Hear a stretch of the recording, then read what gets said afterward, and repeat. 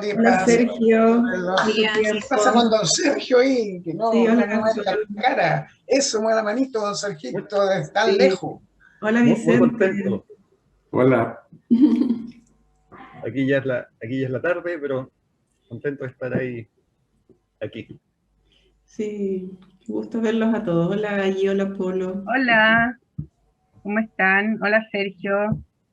Hola, Hola, buenos días a todos y a todas. don Vicentito, tanto tiempo que no lo veíamos. Vicentito Aranque. Aranque, ahí está. Que no me voy a ver si aparece. No, sí, no, mira, ahí no te vas a ver, ahí, no, ahí, ya voy a cortar aquí. No.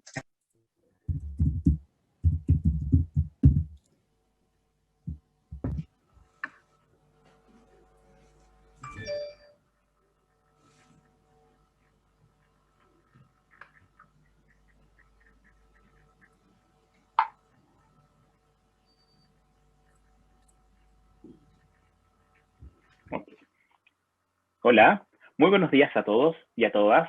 Bienvenidos a esta primera jornada en la cual vamos a tener este conversatorio.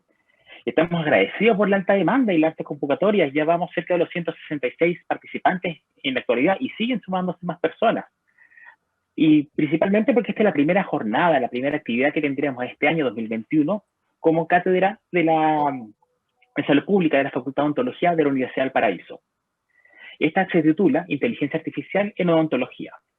Agradecemos a los inscritos y a las inscritas, entre lo cual contamos con estudiantes, contamos con docentes de diferentes casas de estudios, contamos con colegas del área privada y del área pública, y además de quienes nos hacen partícipe de este conversatorio mediante la unión con diferentes países. Tenemos personas que están de Brasil, Berlín, el mismo profesor Uribe que se encuentra también en otro país. Les recuerdo que esta transmisión va a ser vía Zoom y también va a ser retransmitida vía YouTube. Para esta, nosotros tenemos hoy día dos grandes expositores que se asocian al área y se destacan por el desarrollo y por la investigación en la inteligencia artificial.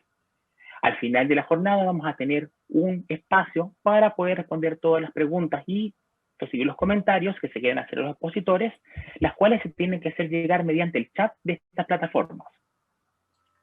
Para partir y para dar la bienvenida y dar así comienzo a la primera actividad de vinculación en medio de la Cátedra de Salud Pública para este año 2021, dejaremos con ustedes a nuestro jefe de cátedra, el profesor doctor Alfredo Cueto Urbina. Muchas gracias, estimado Jorge. Buenos días. Me dirijo a ustedes en nombre de la Cátedra de Salud Pública de la Facultad de Odontología de la Universidad del Paraíso y el mío propio. En primer lugar, deseo agradecer y darle la más calurosa bienvenida a cada uno de los que se conectan a este encuentro. Su asistencia y participación demuestran un interés genuino, actual y futuro en el desarrollo de la salud y en especial de la odontología. Antes de escuchar a nuestros expositores, el ingeniero Hernán Cepeda y a nuestro colega Sergio Uribe, reconocer en ellos profesionales de altísimo nivel, de los cuales podremos no solo aprender cosas nuevas, sino que hacerlo en un ambiente agradable de conversación. Agradezco sinceramente su participación. Este evento es posible gracias al trabajo comprometido y desinteresado desarrollado por el equipo de salud pública de nuestra facultad, compuesto por un grupo de profesores y estudiantes que sienten un especial compromiso por hacer de nuestro mundo algo mejor. En especial al doctor Leopoldo Saavedra, al doctor Jorge Godoy, al ingeniero Miguel Parra, al doctor Rodrigo Valenzuela, que se han comprometido profundamente en la organización de este encuentro. Esperamos continuar con este camino y así deseamos anunciar que esta es la primera actividad del año 2021, como decía nuestro presentador, y esperamos completar un ciclo de varias actividades durante el año, que nos convoquen en torno al conocimiento, al desarrollo científico, al compromiso social y al compromiso medioambiental. Si esta actividad, en consecuencia de esta actividad, constituye el lanzamiento de este programa de actividades a las cuales están gentilmente invitados todos ustedes a participar y que esperamos promocionar debidamente. Bueno, y en realidad cuando estábamos preparando este encuentro, siempre en nuestra cátedra está presente la imagen del fundador de la cátedra, que es el doctor Osvaldo Badenier, que ya no está entre nosotros, y él el año 2017 escribió un librito que se llama Entre sonrisas, alegrías y desencanto, que en propias palabras de él lo definió como un conjunto de relatos sobre avatares de los últimos 50 años del mundo académico alrededor de la odontología que se desea preservar. Este libro fue lanzado en diciembre del 2017 en la Facultad de Odontología con una alta concurrencia, y dentro de sus relatos me hizo mucho significado uno que quiero leer un pequeño extracto. Dice así: la bioestadística siempre ha sido un quebranto de cabeza para los estudiantes de la salud, ya que muchos de ellos llegan a la carrera del área médica para alejarse de las matemáticas. Ignoran que la estadística juega un rol fundamental en los temas biomédicos, particularmente en salud pública y en odontología. Antes de la computación y de las calculadoras, los estudiantes debían aplicar lápiz y aprender engorrosas fórmulas para resolver problemas. Existían trabajos científicos que se los solicitaban donde había mucho cálculo y fórmulas que resolver, a mano y papel, y mucho tiempo que dedicar al procesamiento de datos, lo que se realizaba en una hoja de matemáticas doble oficio donde el signo más recurrente era el palote. En vista de esta dificultad, el Departamento de Salud Pública de la Facultad de Medicina a principios del año 70, hace casi 50 años, decidió en medio de la pobreza en que trabajaba hacer su primer petitorio de un material para la docencia y la investigación, la adquisición de una calculadora eléctrica de marca Canon, que permitiría realizar las 4 operaciones y calcular la raíz cuadrada, y que por terceros se sabía que era muy usada en Estados Unidos para fines docentes. Después de mucho reiterar la solicitud a diversas autoridades y de hacer ajustes presupuestarios, llegó la esperada calculadora. Era una tremenda máquina del tamaño de 3 cajas de zapato. Sí, de 3 cajas de zapato. Trabajar con la Canon significaba pedir cupo horario a través de un registro, que era muy demandado cuando no estaba a disposición del director. Su uso parecía muy delicado. Operar con la Canon significaba un signo de estatus. Sin embargo, antes del año de uso, llegaron a Chile las calculadoras de batería o de pilas, de tamaño de bolsillo, que no solo resolverían las 4 operaciones, sino que también la raíz cuadrada, desviación estándar y otras fórmulas estadísticas. Además, llegaron a precios económicos que la mentada Canon, para luego seguir bajando sucesivamente de precio y estar al alcance de todos debido a su simpleza operativa. Como es obvio, el uso de calculadoras a pilas se popularizó entre los estudiantes y profesores, por lo tanto ya nadie más se interesó en la Canon, la que terminó abandonada en la bodega de los trastos viejos y desde luego en el listado de inventario de los bienes a rematar, lo que nunca ocurrió. Entonces este pequeño relato nos pone en un escenario que en realidad es interesante medir, nos da una lección. En oportunidades pensamos que accedemos a lo más adelantado, pero en breve queda obsoleto. Pues hay tecnologías nuevas que se acumulan a las anteriores y las superan. En lo personal creo que eso pasa en toda el área de la salud y en particular en odontología, pues las transformaciones del ejercicio profesional ocurren a cada día, aunque a veces para nosotros pasan en forma imperceptible. Pero ahí está, y vino a quedarse. Por eso estoy seguro que el tema de la inteligencia artificial que nos convoca es relevante en el futuro desarrollo profesional, no solamente a nivel profesional, sino que para toda la sociedad. Así que agradezco a los expositores que concurran para entregarnos estos conocimientos que hoy día son tan necesarios. Bueno, hecho esa presentación de esta jornada, quiero dar las gracias al decano que nos acompaña y darle la palabra para que nos dé las palabras de bienvenida de nuestra institución. Quiero también reconocer en el decano la persona que siempre nos ha apoyado para realizar estas actividades, así que agradezco. Decano, le dejo la palabra. Muchas gracias, doctor Cueto.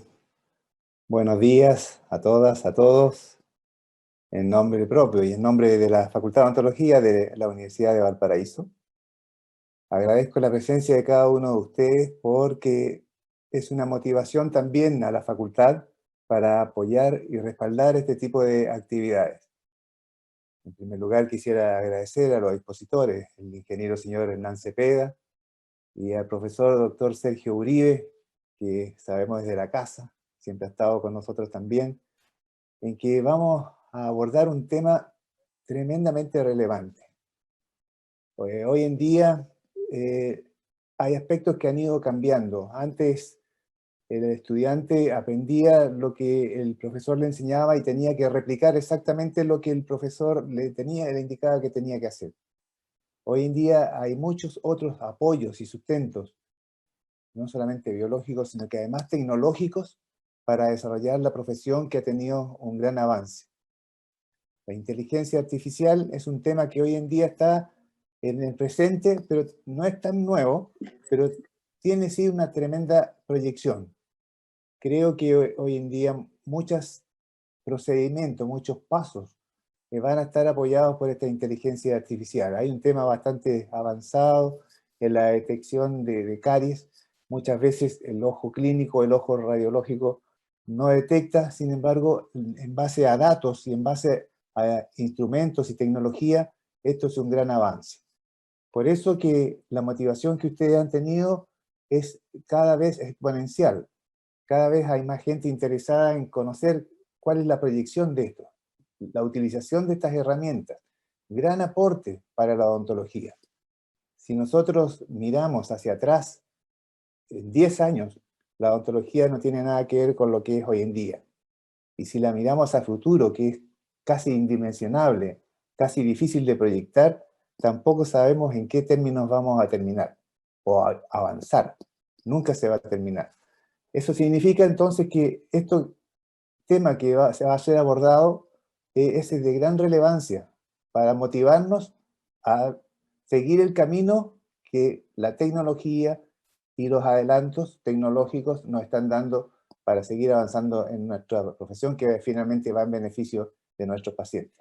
Ese es el motivo, entonces, conocedores de los seminarios y jornadas que la Cátedra de Salud Pública, que dirige el profesor Alfredo Cueteo, y todo su equipo de trabajo, este decano y la facultad ha apoyado este tipo de eventos por reconocer el tipo de aporte que hacen este tipo de jornadas. Entonces, sin más que decir, deseo mucho éxito en estas jornadas. La Facultad de Odontología les apoyará, les acompañará en este tipo de actividades, siempre deseándoles mucho éxito. Muchas gracias, doctor Cueto. Gracias, estimado decano. Agradecemos la palabra de nuestro jefe cátedra, el profesor doctor Alfredo Cueto Urbina, y la presencia y las palabras de nuestro señor decano de la Facultad de Odontología, profesor Gastón Zamora Álvarez. Bueno, continuando ya y comenzando con estas jornadas, vamos a dar la bienvenida a nuestro primer expositor. Él es el profesor Germán Cepeda Ruiz. Él es ingeniero civil biomédico de la Universidad del Paraíso y magíster también en ciencias de ingeniería, mención ingeniería biomédica de la misma casa de estudio, y además actualmente es profesor de la carrera de ingeniería biomédica del DUOC UC. Y el profesor en esta mañana nos va a presentar la conferencia Introducción a la Inteligencia Artificial en Salud. Profesor, gracias por acompañarnos en este conversatorio.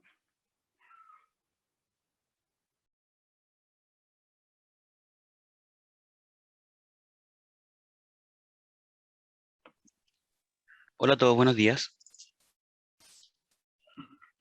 Por favor, me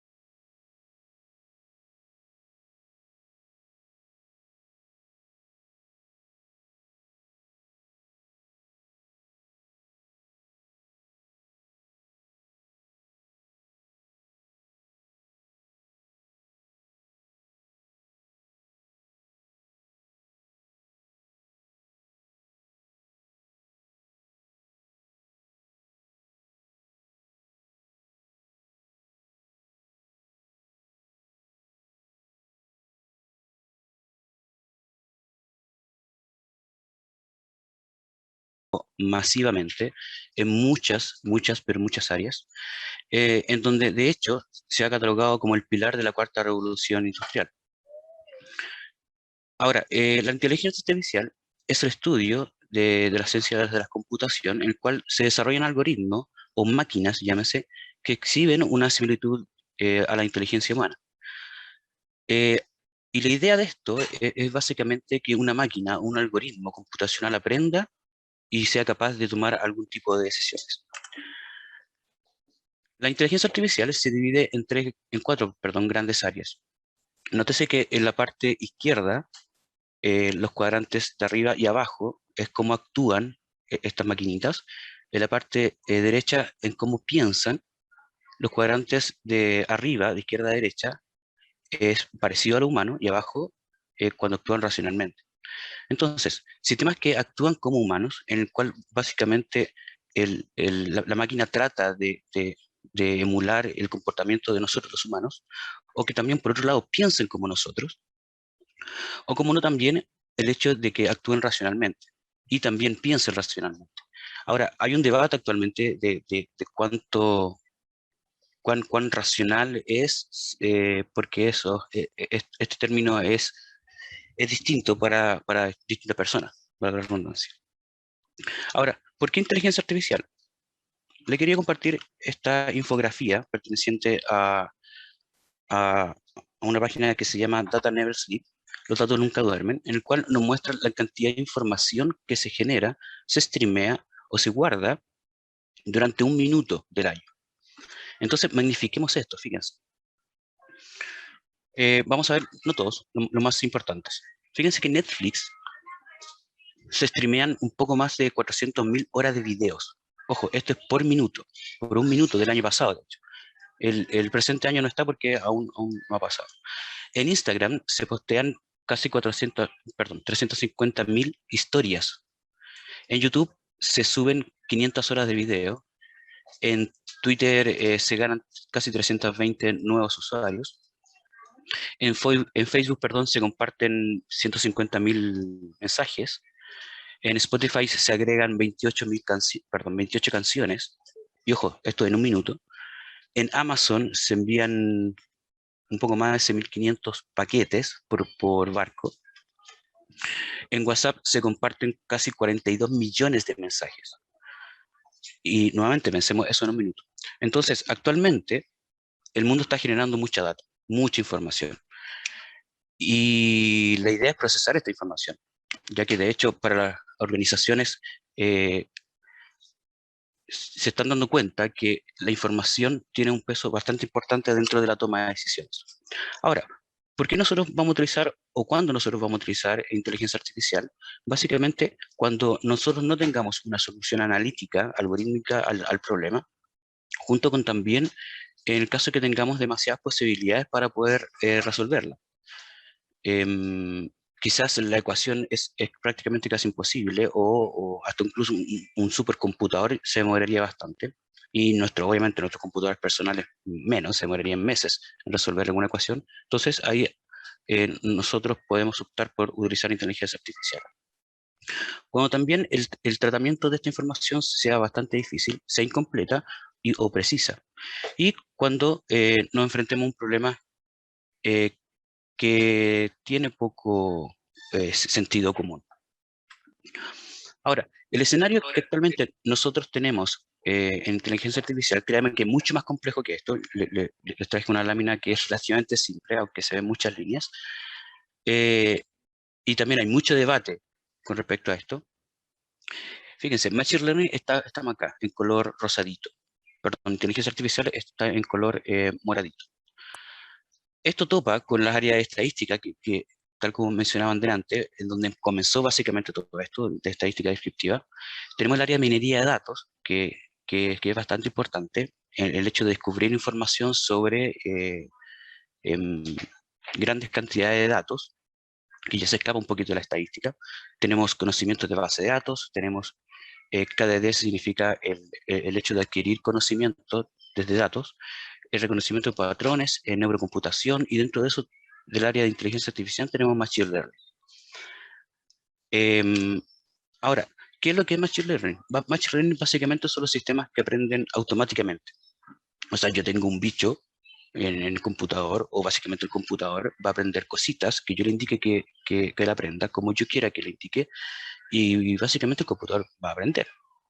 Es así. Dentro del área de Machine Learning, nosotros podemos hacer regresiones, clasificaciones, clusterizaciones y reducción de dimensionalidad de parámetros. Ahora, el Machine Learning durante el entrenamiento, porque recordemos que a estas maquinitas o a estos bichos nosotros tenemos que entrenar. Tenemos 3 tipos de entrenamiento. Tenemos entrenamiento supervisado, entrenamiento no supervisado y entrenamiento reforzado. Ahora, es necesario hacer la distinción entre la clusterización y la clasificación. Me explico. Ambos son procesos en el cual nos van a dividir la información en distintos grupos, llámese así, en donde la clusterización se caracteriza en el caso de que nosotros no le entreguemos la cantidad de grupos que yo quiero que me segmente o me clasifique los datos. En cambio, la clasificación yo le voy a dar la cantidad de grupos. Entonces, en este ejemplo en particular, nótese que los animales están siendo agrupados de distinta manera. Esta vendría siendo la clasificación, en donde yo le digo que sea en 6 grupos con estas características, y la clusterización, que va a volver a pasar justo ahorita, la máquina o el algoritmo solito va a decidir cómo va a agrupar esa información. Con respecto al aprendizaje supervisado, como su nombre lo dice, nosotros le entregamos el target o nosotros le entregamos la respuesta al sistema para que éste aprenda. En un ejemplo muy básico, yo le puedo decir a un algoritmo, mira estas fotos, aquí tengo un perro, aquí tengo un gato, este es un perro, este es un gato, esta es otra foto de otro perro, este es un gato, este es un gato, es un perro, este es un gato, es un perro, y yo le digo lo que significa, yo le digo lo que es, yo le digo el target. Entonces, nosotros vamos a tener etiquetas de la información que nosotros estamos clasificando. También la información nosotros la vamos a adquirir de distintos lugares, vamos a crear un vector de características y luego vamos a entrenar estos bichos. Luego de entrenar, nosotros hacemos un proceso de predicción en la cual yo voy a evaluar el modelo, si es que realmente ha aprendido y si no ha aprendido, y si no ha aprendido lo suficiente, quizás utilizar otro tipo de información para entrenar o modificar su arquitectura. El dataset en el cual yo utilizo como base de datos, yo lo divido en 2 áreas, en área de entrenamiento y área de test. La idea es que yo le entreno al algoritmo con cierta cantidad de información y luego con otra información distinta, pero obviamente parecida, con otras fotos de imagen, perdón, otras fotos de perros u otras fotos de gatos, yo le hago el proceso de test. Ahora, las tecnologías quizás más utilizadas dentro de este tipo de aprendizaje supervisado, encontramos las redes neuronales artificiales, del cual le voy a hablar un poquito más adelante, Super Vector Machine, clasificador bayesianos, árbol de decisión y regresión logística, solamente por mencionar. Y además también me quedan bastante técnicas afuera. Por otro lado tenemos el no supervisado, en el cual yo no les voy a decir cuál es el target, yo no le voy a decir qué es lo que es el resultado, ni qué significa, sino que solito la máquina o el bicho va a empezar a clasificar. Entonces, por ejemplo, le muestro muchas fotos de muchos perros, de muchos gatos, y solito el algoritmo va a ir discriminando que hay diferencias entre la foto de un perro y la foto de un gato. No sabe qué significan, pero me las va a clasificar, las va a dividir. Mira, de todas las fotos que tú me entregaste, estos son muy parecidos y estos otros son muy parecidos entre ellos. Por tanto, yo puedo deducir que son 2 cosas distintas. Y cada vez que le muestre una foto de un perro nuevo, entre comillas, lo va a categorizar como en el grupo de perros. Pero básicamente no sabe lo que es. Dentro de esas técnicas, nosotros tenemos K-means, mezcla gaussiana, agrupamiento jerárquico, mapas autoorganizados o SOM. Acá también nosotros vamos a tener nuestra base de datos, en la cual la vamos a dividir para un proceso de entrenamiento y un proceso de validación o test. Ahora, nótese, a diferencia de la lámina anterior, esto es de aprendizaje supervisado. El aprendizaje no supervisado, nosotros no tenemos las etiquetas, no le decimos qué significa la información que le estamos entregando para el aprendizaje. Y finalmente, bueno, hay más por si acaso, pero las más tradicionales son estas. finalmente tenemos la de refuerzo, que básicamente esto yo lo veo como enseñarle a un perrito a hacer sus necesidades en su cajita. En donde si el perrito hace la necesidad fuera de la cajita, nosotros lo vamos a reprimir, lo vamos a retar, y cuando haga dentro de su cajita, le vamos a dar una comidita o un cariñito o algo, en donde básicamente le estoy dando una recompensa. Esa recompensa puede ser positiva o negativa. A eso se refiere el refuerzo. Si el perrito hace fuera de la cajita, nosotros le vamos a retar, y si no, le hacemos fiesta, ¿cierto? Dentro de las técnicas utilizadas, solamente por mencionar, programación dinámica, Q-Learning y Zarza. Ahora, durante la fase de un proceso de desarrollo de Machine Learning, lo primero que tenemos que hacer, perdón, en esta lámina, nótese que lo que está en color verde es de menor esfuerzo y lo que está más cercano al rojo es de mayor esfuerzo. Nosotros debemos entender el problema.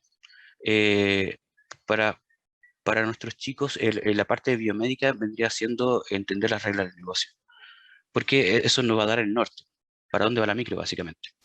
En base a eso, entender bien el problema, vamos a definir un criterio de evaluación, luego vamos a preparar los datos, que créanme que esto lleva mucho tiempo, bastante, porque usualmente, y principalmente en salud, los datos no están todos, están incompletos, están hasta incluso a veces mal escritos, no tienen el mismo formato, las fechas, por ejemplo. Entonces, aquí vamos a preparar los datos y créanme que lleva mucho tiempo. Luego vamos a construir el modelo y luego vamos a evaluar este modelo. Si este modelo quizás nos entrega un error relativamente alto, nosotros vamos a tomar la decisión de utilizar otro modelo o perfeccionarlo en base a su arquitectura y características. Una vez que tengamos una cantidad de error bastante baja, nosotros podemos, perdón, si llegamos a tener un error bastante alto, nosotros también podemos preparar los datos, sacar variables, meter variables nuevas, hacer combinaciones de los datos, hasta que lleguemos a un error bajito. Y luego de eso, estamos listos para integrar el sistema, nuestra máquina o el Machine Learning al sistema general, y créanme que también eso lleva bastante esfuerzo. Ahora, ejemplillos de estas áreas, del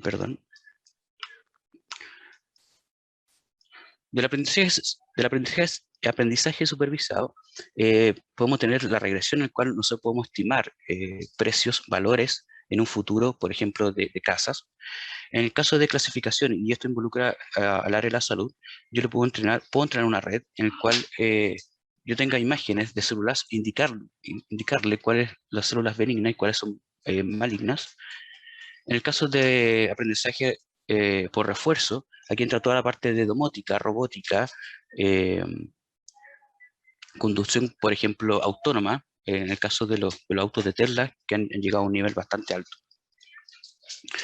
Y en el caso de los aprendizajes no supervisados, tenemos clustering, en el cual yo puedo segmentar un conjunto de datos en base a sus características y similitudes. Tenemos ejemplos de asociación, por ejemplo, tenemos detección de anomalías, tenemos minería de secuencias, tenemos reducción de dimensionalidad, en el caso de tener mucha cantidad de información, tanto de columnas de estas, y sistema de recomendación, por ejemplo Netflix. No sé si ustedes se dieron cuenta al momento de crear una sesión en Netflix, una nueva, te dice que indiques 3 películas o 3 áreas de películas en las cuales te gustaría, según tus gustos, obviamente, y en base a eso te sugiere películas que eventualmente te pueden gustar. Básicamente, lo que hace es tomar los gustos de las personas que ya están inscritas en Netflix, o sea, de su base de datos, y mostrarte las películas de que ellos también han visto, en base a una categorización.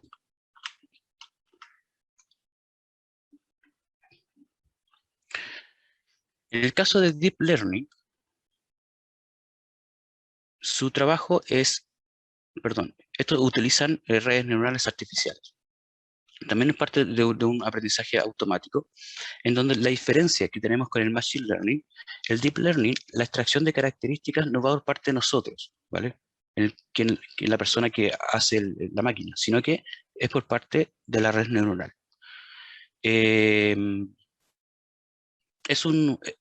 Está dentro del Machine Learning, el Deep Learning, y este está basado en el funcionamiento de las redes neuronales de nosotros, las reales, en donde, para recordar solamente, una neurona está compuesta por el soma contiene sus dendritas y el axón, en el cual a través del axón hace sinapsis con otra neurona. Ahora, matemáticamente, esto no es tan visual, pero matemáticamente se representaría de esta manera, en donde yo tengo las entradas de la neurona ponderadas a través de un peso, y luego la sumatoria de todas esas entradas es pasada por una función de activación. Y después tenemos la salida. La función de activación es el símil de cómo maneja la ley del todo nada que utiliza la misma neurona. A diferencia de ella, la ley del todo nada, nosotros vamos a tener funciones de activación. Dependiendo del caso que nosotros queremos solucionar, vamos a tener distintos tipos de funciones de activación. Quizás más adelante vamos a un caso práctico en el cual entenderemos un poquito cuál utilizar, cuál no, dependiendo de lo que queramos solucionar. Pero algunas son lineales, algunas son completamente lineales. Tenemos la ReLU, una de las bastante utilizadas ahorita en la actualidad.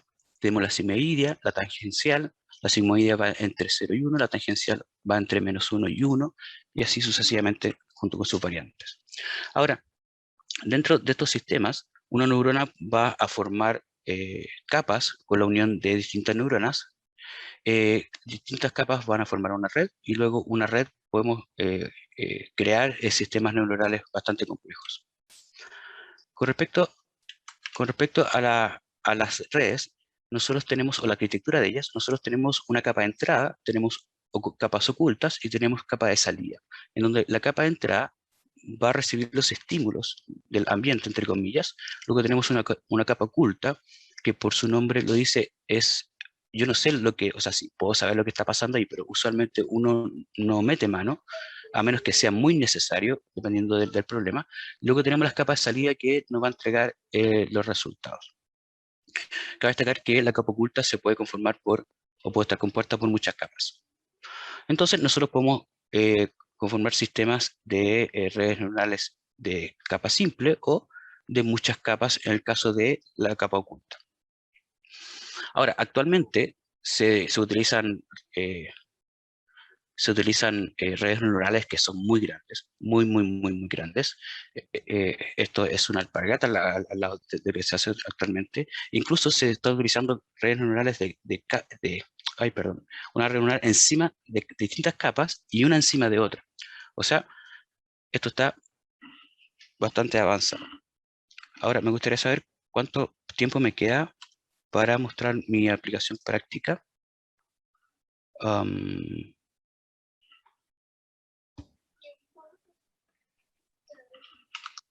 Le quedan 13 minutos, profesor.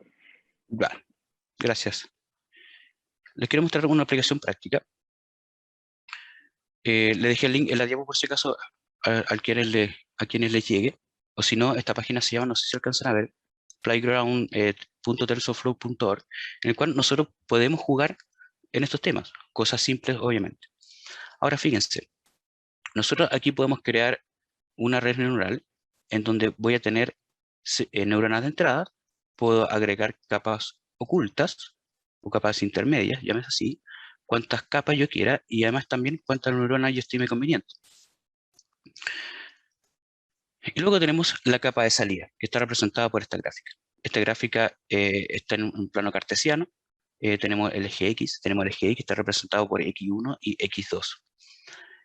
Los datos con el cual se está testeando están en distinto color, en naranjo y azul. Y luego abajo, esa división que ustedes ven es cómo me está categorizando la red neuronal. En este caso, fíjense que tenemos dos grupos en los cuales nosotros tenemos que entrenar a la red y la red entienda de que tiene que dividirlos, ¿ok? Si yo dejo una red neuronal, fíjense, una red de entrada, perdón, una neurona de entrada y una neurona de salida, y hecho correr esto, fin, la red solamente se va a manejar en un eje, que en este caso vendría siendo el eje X. O sea, esa división se puede correr más a la derecha o más a la izquierda. De hecho, si nosotros agregamos más ruido a esto, van a ver que esa línea se puede mover a la derecha o a la izquierda. Si nosotros agregamos otra red, le damos una segunda dimensionalidad, o sea, el eje X, y ya puede hacer la división, por ejemplo, ahora en diagonal, que vendría siendo la solución a este pequeño problema, de básicamente dividir. Les recuerdo que lo que está en el fondo es lo que no está categorizando. Entonces, los puntitos naranjas quedan en el área naranja, eso bien, los puntitos azules quedan en el área azul. Ahora, ¿qué pasa si nosotros colocamos un poquito más difícil esto? ¿Qué pasa si nosotros tenemos este ejemplo? Tenemos una conformación circular de datos en donde yo no puedo tirar simplemente una línea, sino que esto ya matemáticamente es distinto, ya no puedo hacer regresión, simple. Entonces, nosotros, ¿cómo podemos llegar a solucionar esto? De la siguiente manera. Si utilizásemos, incluso de distintas maneras, si utilizásemos solamente una neurona, nosotros tenemos información en el plano cartesiano del X y el Y. Y si trato de que la red aprenda a poder dividir, tiene la limitancia de que solamente tenemos una linealidad, ¿vale? Ahora, lo que nosotros necesitamos ahorita es poder representar no linealidad. Y para ello tenemos dos opciones. Podemos trabajar la información, podemos, por ejemplo, elevar al cuadrado cada uno de los ejes. Y fíjense que cuando yo elevo al cuadrado uno de ellos, ya la división entre las áreas ya presenta una no linealidad. Entonces, básicamente, yo podría resolver este ejercicio de esa manera, simplemente elevando al cuadrado cada una de las entradas. O sea, básicamente tengo que hacer un tratamiento de la información antes de presentársela a la red. En el caso contrario, o por otro lado, perdón, yo puedo generar una capa de oculta y además el método de la función de activación no sea lineal, sino que sea no lineal. Fíjense que va a llegar un momento, en este caso en particular, aún no me alcanza. Lo voy a parar. Y fíjense que toda la parte naranja, del fondo naranjo, categoriza la mayor parte de los puntitos naranja, pero esto los categoriza mal. Por el contrario, los azul están relativamente bien. Ahora, ¿qué tengo que hacer en este caso? Simplemente agregar una tercera neurona a la capa oculta. Y después de un ratito, si tenemos suerte, fíjense cómo nuestra red neuronal soluciona el problema. Agregando neuronas a la capa oculta y también cambiando, utilizando distintos tipos de activaciones. La red es lineal, pero creo que con esa cantidad de neuronas no va a funcionar. Lo más probable es que con más neuronas en esta capa o con más capas lo pudiese solucionar. Ahora, finalmente, tenemos este otro ejemplo. Fíjense que los datos forman cuadrantes distintos, opuestos, y esto se podría solucionar simplemente, quizás,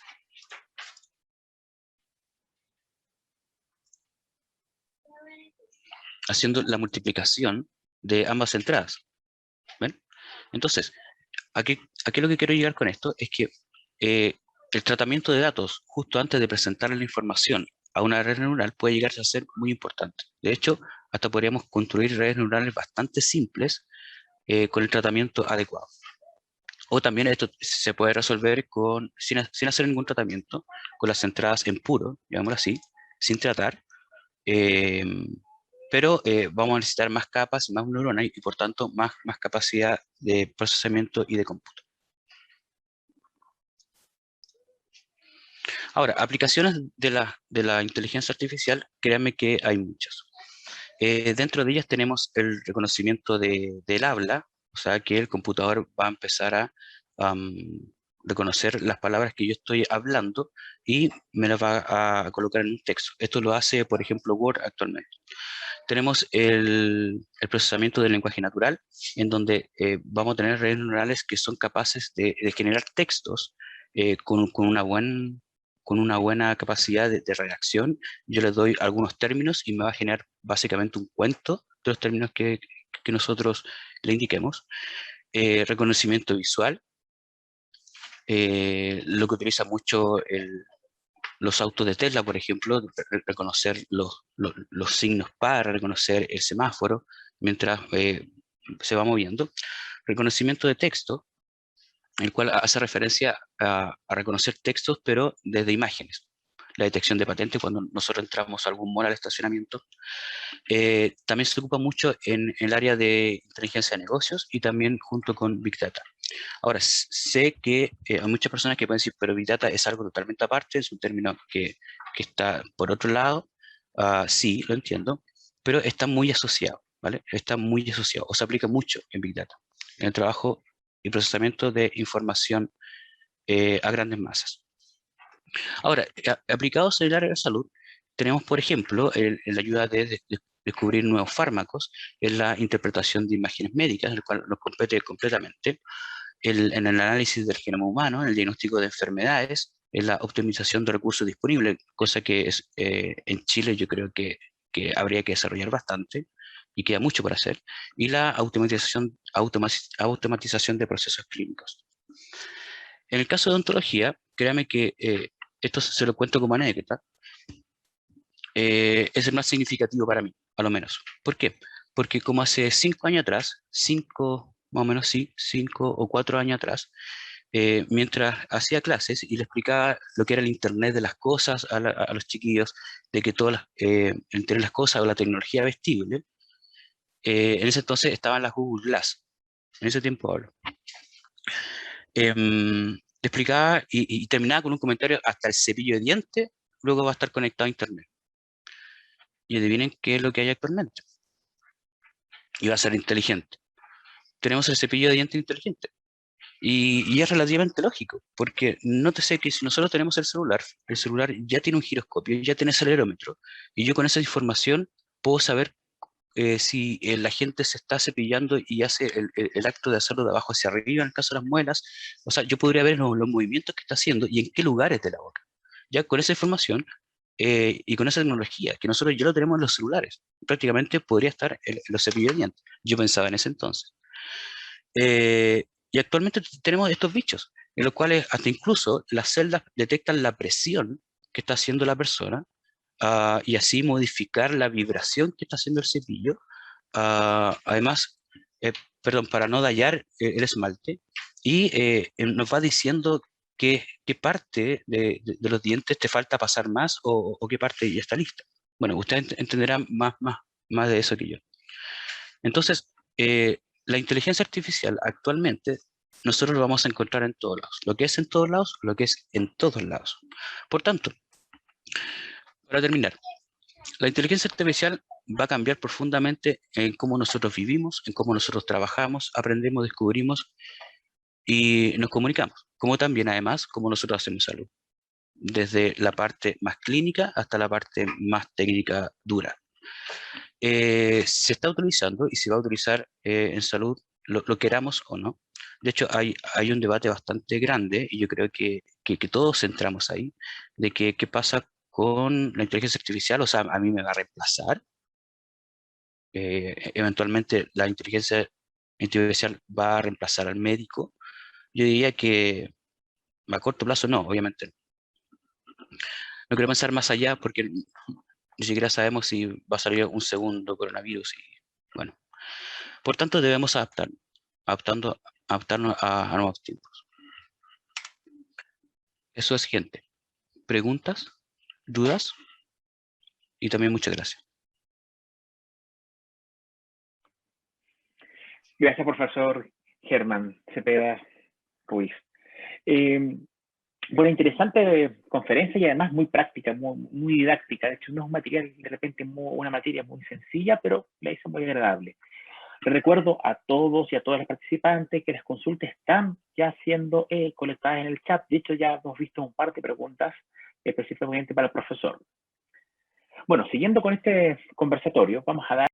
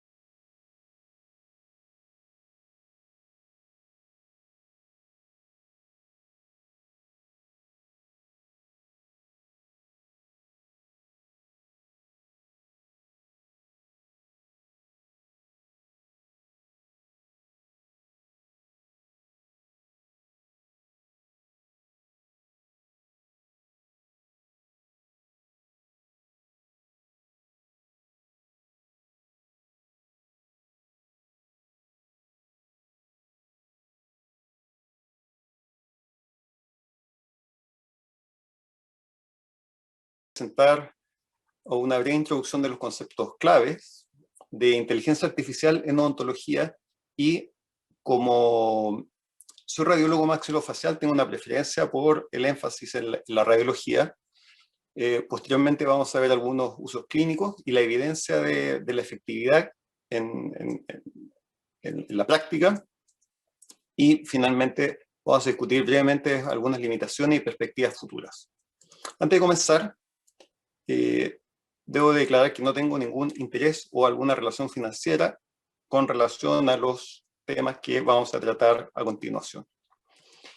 Así que todos los conceptos que vamos a ver acá los acabamos de publicar, y al final de la presentación estará disponible el link junto con el grupo de investigadores con los que hemos trabajado en la generación de un checklist o guideline para la publicación de este tipo de artículos en odontología, que ya está disponible en el Journal of Dentistry del último número, junto con investigadores principalmente del Charité, de Berlín, de Alemania, además de gente de Texas, de India y por supuesto quien les habla.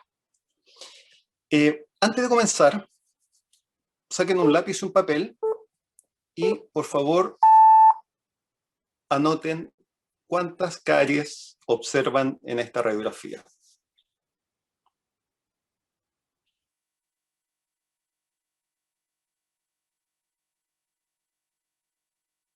En esta sección de una radiografía.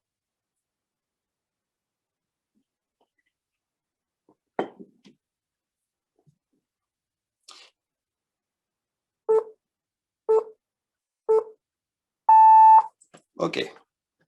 Guarden el número porque lo vamos a ver después.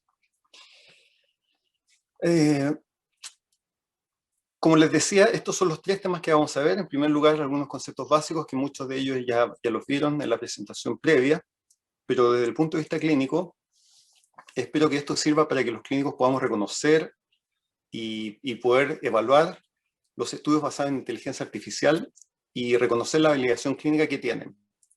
Por supuesto, identificando todas las limitaciones y oportunidades que presenta esta nueva tecnología. Una revisión publicada ahora en septiembre del 2020 muestra que el número de publicaciones sobre el aprendizaje automático y el aprendizaje profundo, o deep learning, son 2 tipos de inteligencia artificial que más han aumentado su uso en medicina. Y de todas las áreas de medicina, el área de patología y radiología son con mucho donde más ha aumentado la cantidad de publicaciones. Y algunos de estos ejemplos han sido ampliamente discutidos en la comunidad médica. Aquí hay un artículo que salió en el New Yorker de hace algunos años atrás, del doctor McKee, donde él pone en perspectiva el proceso de diagnóstico médico frente al proceso de diagnóstico de una máquina. Y uno de los 3 padres de la inteligencia artificial, como la comprendemos hoy día, que es George Hinton, que en este momento es el jefe del grupo de investigación de inteligencia artificial de Google. Y ganó el premio Turing, que es el equivalente al Nobel de Inteligencia Artificial, en el 2018, junto con Joshua Bengio y Yann LeCun, que son los 3 padres de la inteligencia, de lo que entendemos hoy día por inteligencia artificial y aprendizaje por máquinas o machine learning. Y él indicó en una conferencia que los radiólogos son como el coyote que va corriendo persiguiendo al avestruz y queda corriendo en el vacío, sin saber que ya no hay nada debajo de él. Y complementó esta palabra diciendo que ya no tiene sentido enseñar a más radiólogos porque las máquinas van a superar el rendimiento que tienen. Esto lo dijo en una conferencia en un hospital. Ahora, por el otro lado, uno de los 3 ganadores también del premio Turing, el Nobel de Inteligencia Artificial, Yann LeCun, que es el jefe de inteligencia artificial de Facebook, puso otra opinión. Dijo, ¿recuerdan cuando salieron los cajeros automáticos y dijeron que con esto ya no se iban a necesitar cajeros humanos? Bueno, eso no ha pasado. Así que, acerca de este tema, hay bastantes visiones, algunas de ellas contrapuestas. En primer lugar, se reconocen 3 tipos de inteligencia artificial. La más avanzada es la superinteligencia artificial, que este es un nivel de inteligencia en el que las máquinas pueden superar la inteligencia humana y pueden realizar cualquier tarea mejor que el ser humano, con cualquier tipo de propiedad cognitiva. Algunas de las características clave de esta superinteligencia artificial incluyen, por ejemplo, la capacidad de pensar, razonar, resolver el rompecabezas, hacer juicios, planificar, aprender y además comunicarse y crear también otras máquinas. Esta superinteligencia artificial es todavía un concepto hipotético de la inteligencia artificial y hacia allá van los desarrollos en esta área. En segundo lugar está la inteligencia artificial general, que este es el tipo de inteligencia que tenemos los humanos, donde podemos hacer varios tipos de tareas aplicando nuestro intelecto. La idea detrás de la inteligencia artificial general es crear un sistema que pueda ser tan inteligente o que pueda pensar como un ser humano, con todas las complejidades y con todas las variedades de respuestas que se puedan crear. En la actualidad no existe ningún sistema de este tipo, pero los desarrollos van también hacia ese lado. Ahora, lo que nosotros conocemos como inteligencia artificial es lo que se denomina inteligencia artificial narrow o limitada, que es la aplicación de algoritmos para resolver un problema en específico. Y esta inteligencia artificial no puede actuar más allá de su campo o sus limitaciones. Por ejemplo, un radiólogo puede, además de leer una radiografía, puede cocinar, puede hacer otras cosas. El caso de los algoritmos no pueden hacer otras cosas. Y algunos ejemplos de esta inteligencia artificial limitada son, por ejemplo, los computadores que juegan ajedrez o los computadores que leen radiografías o, por ejemplo, el reconocimiento de imágenes. Así que es esta área donde nosotros nos vamos a mover y resulta que las máquinas son muy buenas para reconocer patrones.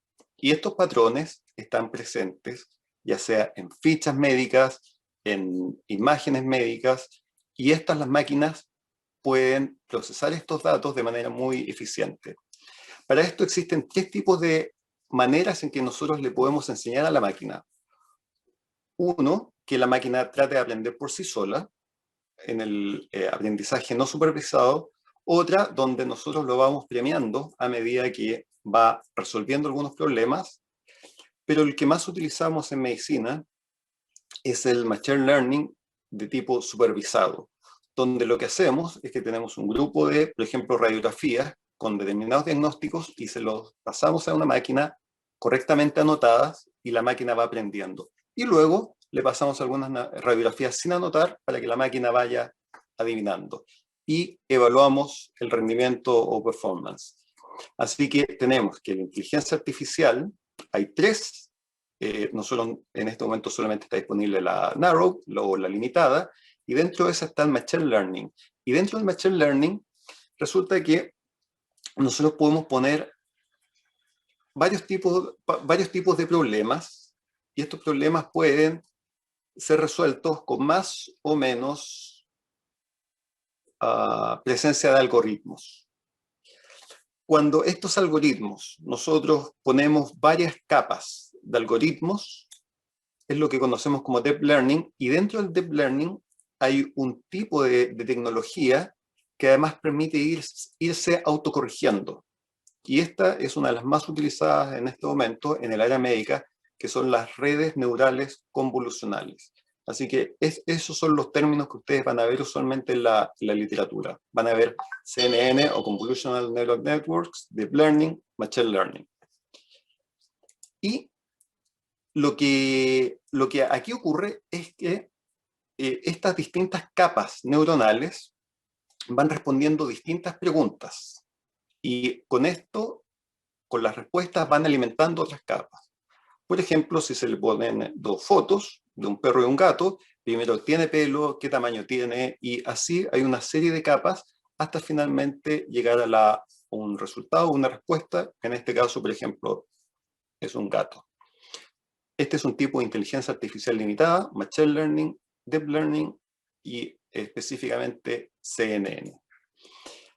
Y este patrón o este framework o este marco en el que se trata de emular la manera en que el cerebro humano funciona. Porque el cerebro humano, las neuronas, nosotros en vez de alinear neuronas, se alinean distintas capas de redes neuronales, donde cada una de ellas tiene una determinada función, en determinar, por ejemplo, esta lesión es radiopaca, radiolúcida, cómo son los bordes, y así sucesivamente hasta finalmente dar un resultado. Y estas son las redes neurales convolucionales, que están dentro del Deep Learning, y están dentro del Machine Learning a su vez, y están dentro de la inteligencia artificial.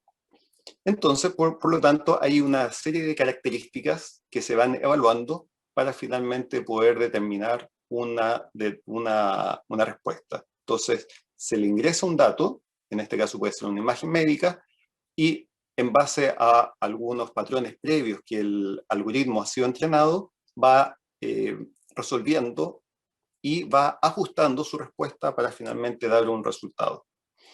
Y algunas tareas usuales en medicina de estos algoritmos son, en primer lugar, la detección, por ejemplo, si hay o no caries, si hay o no cáncer.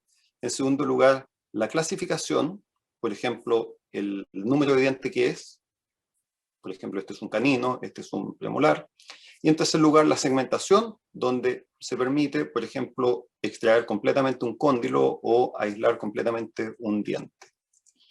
Ahora, por ejemplo, cuando usted busca imágenes en Google, no hay una persona que esté anotando las imágenes, sino que han habido imágenes que están anotadas y con esas el algoritmo puede, si usted sube una imagen a Google, clasificarla, por ejemplo, si es un gato. Ahora, la ventaja, esto también lo pueden hacer los humanos, pero la ventaja es que las máquinas lo hacen mucho más rápido y con menos errores. Esta es la tasa de error en reconocimiento visual, y la línea roja marca cuál es el nivel humano, y fíjense ya desde el 2016 que las máquinas son más rápidas y más precisas que los humanos. O sea, si usted le pasan 1 millón de fotografías de gatos a una persona, no va a poder competir contra una máquina en la clasificación de ellas. Ahora, eso quiere decir que los computadores son año a año cada vez mejores para distinguir los chihuahuas de los muffins. Pero obviamente que la pregunta interesante es, ¿y pueden hacer algo más? Y si ustedes lo piensa, desde el punto de vista conceptual, no es muy diferente la tarea que hace un computador en tratar de localizar una fotografía e identificar si es de gato o no, en comparación al trabajo que hace un radiólogo que trata de identificar e interpretar una imagen y clasificarla de acuerdo a su estado patológico. Así que, en segundo lugar, habiendo ya visto estos conceptos básicos, vamos a ver algunos ejemplos de uso y evidencia clínica.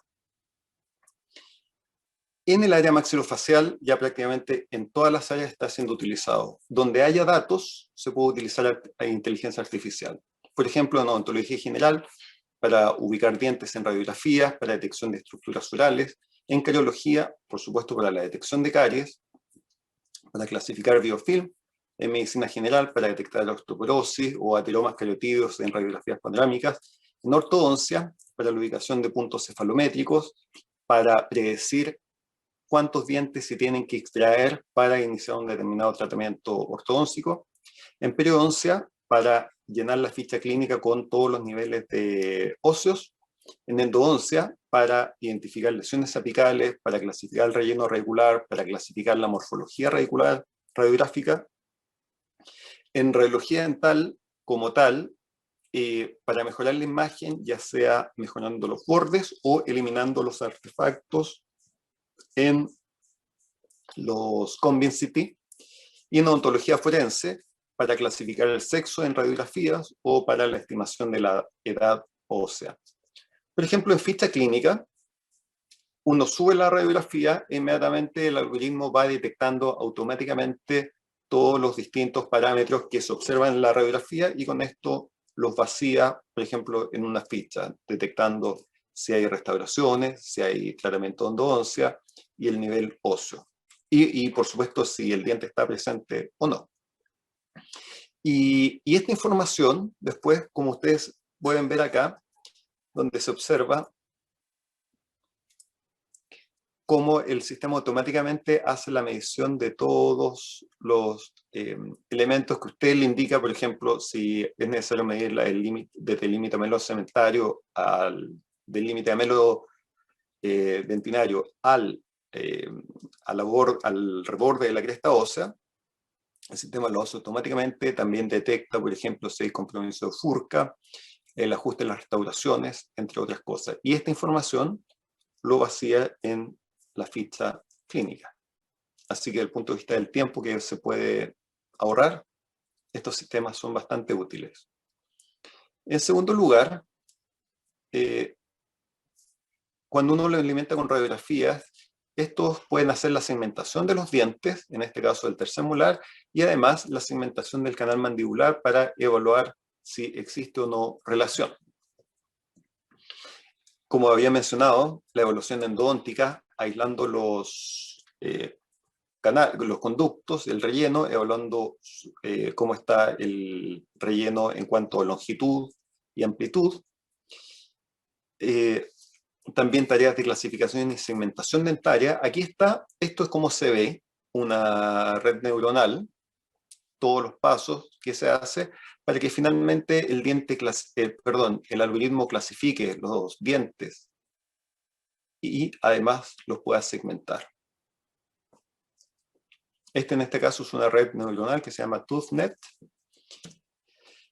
Otro ejemplo, la clasificación de implantes dentales. Uno pone la radiografía y en base tomando en cuenta una base de datos de distintos implantes, puede detectar la probabilidad que una determinada imagen corresponda con un determinado tipo de implante. Y este es más o menos el esquema típico en que cómo se hace uno de estos sistemas, que se tiene una serie de radiografías que se anotan y con esas se alimenta el algoritmo, y luego el algoritmo solo aprende cuáles son las características que tiene que ver para poder identificar, por ejemplo, en este caso, el implante dental.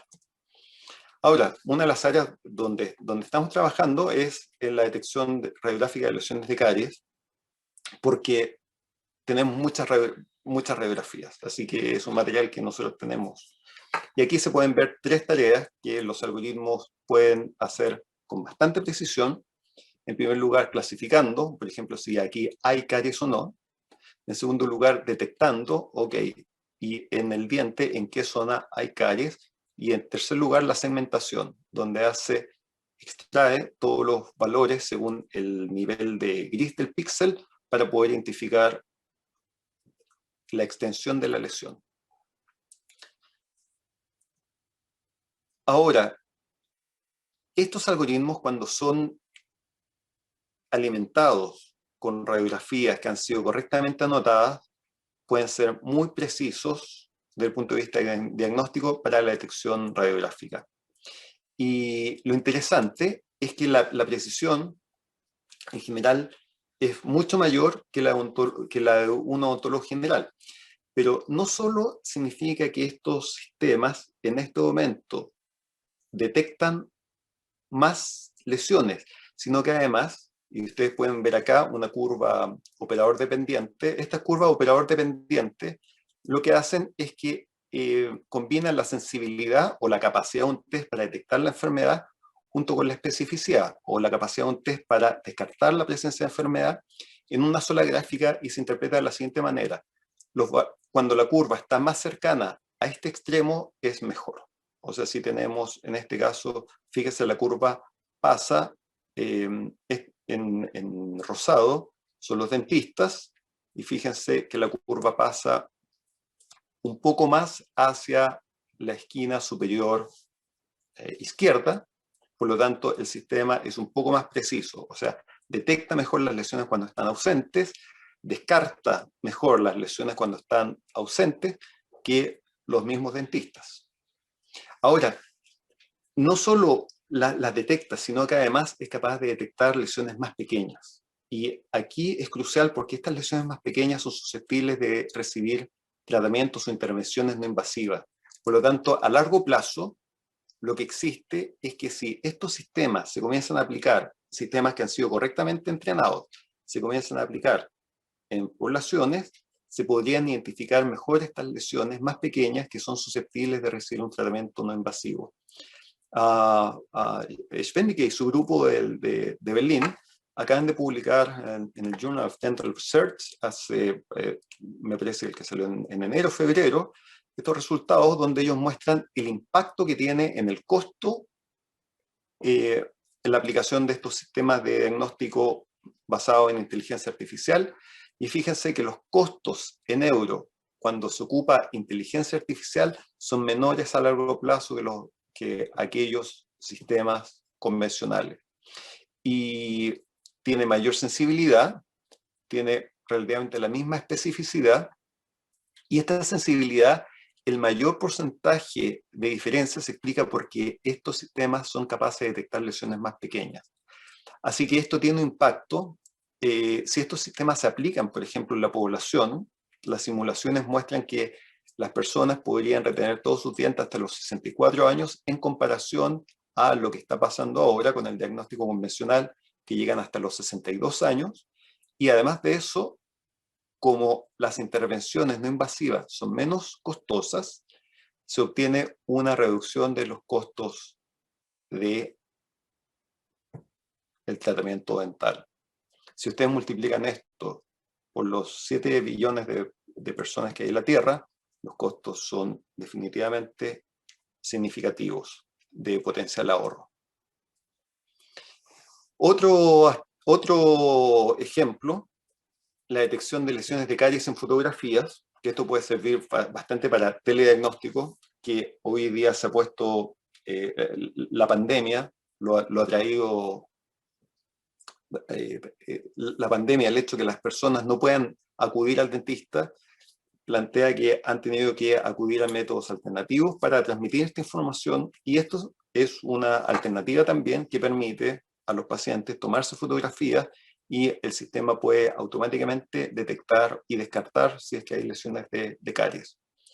Otros sistemas que son de ayuda diagnóstica, donde por ejemplo en una radiografía se indican todas las características que uno ve radiográfica y con eso el sistema ofrece un diagnóstico diferencial. Aquí la clave está en que hay que alimentar este sistema con la prevalencia local para no obtener algunos diagnósticos diferenciales que son extraños. Y un ejemplo, la estimación de modulación ósea. Aquí se sube la radiografía y esto está en tiempo real.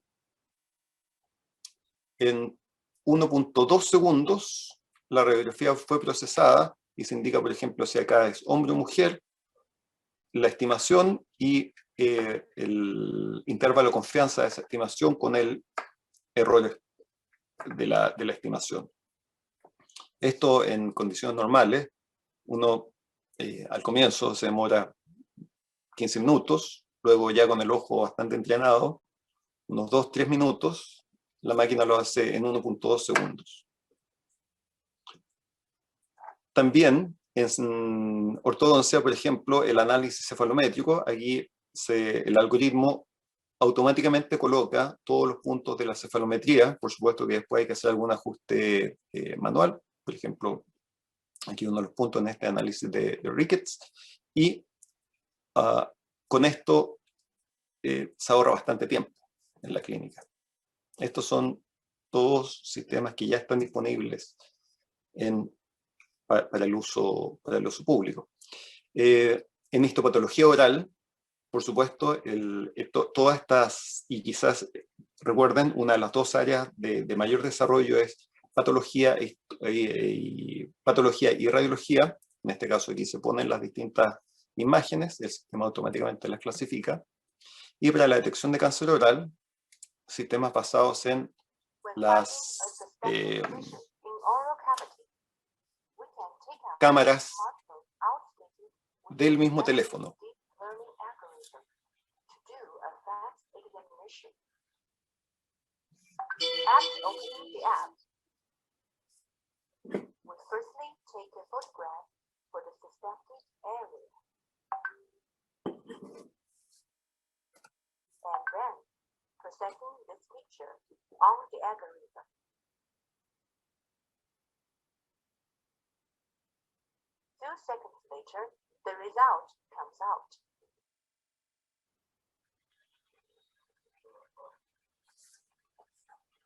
Estos son ejemplos de sistemas que ya están disponibles. Y fíjense, por ejemplo, el rendimiento diagnóstico de este sistema, también en la curva ROC. Aquí un lector, en este caso, esta es la curva ROC para un estudiante no médico, para estudiante médico y para un especialista. Y fíjese que la curva del sistema es prácticamente igual a un especialista en cáncer oral. Así que, habiendo visto esos usos, ahora vamos a hablar acerca de las limitaciones y qué viene para el futuro. En primer lugar, ya está claro que estos sistemas tienen una capacidad diagnóstica similar a lo de los profesionales de la salud, tanto en la sensibilidad como en la especificidad. Pero una de las preguntas que queda es cuál sería el impacto. Fíjense, por ejemplo, acá, estas son dos curvas donde se muestra lo que ha pasado con el cáncer de próstata y el cáncer de mama. Y si ustedes se fijan, en verde aparece la cantidad de diagnósticos. En rojo